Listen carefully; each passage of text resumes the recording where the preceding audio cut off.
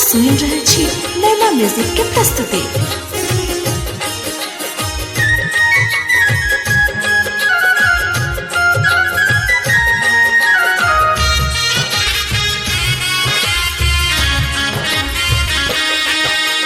दुमका में झुमका है रोलन काशी में कनवाली।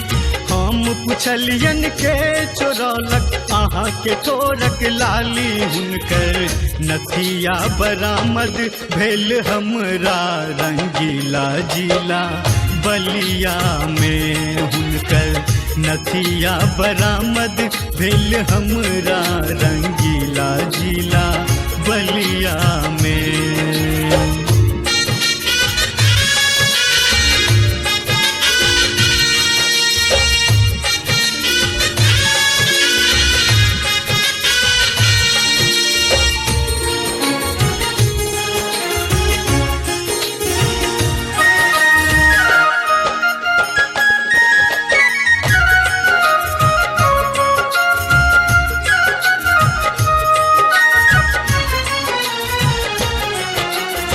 मुँह हुनक पूर्णिमा के चंदा। खून मनुख सा परिलन फंदा। जे कियो के लेखिन हुनकर निंदा। तिनका ओ करती शर्मिंदा। नैन हुनक दुधारी खंजर यौवनक भारी अपार। पटना सन शहर में है रोलन ओ नौलखा हार। हुनकर बाली बरामद भेल हमरा ई मुसरी घराड़ी में। हुनकर बाली बरामद भेल हमरा ई मुसरी घराड़ी में।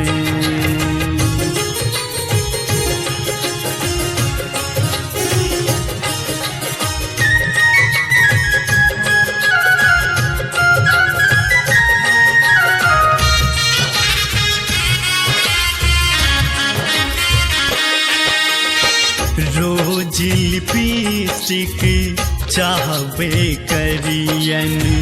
रुबिया वाले पहिरबे करती। चाहे लोग जतक घायल हो ओ नैयापन चाल बदलती। पान दबौने गाल में हरदम चप्पल हिल छन चाल।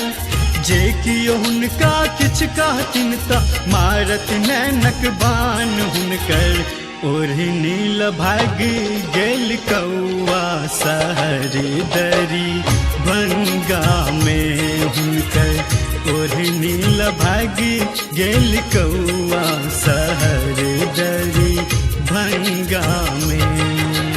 दुमका में झुमका है रोलन काशी में कनवाली। हम पुछलियन के चोरौलक आहा के तोरक लाली। हुनकर नथिया बरामद भेल हमरा रंगीला जिला बलिया में। हुनकर नथिया बरामद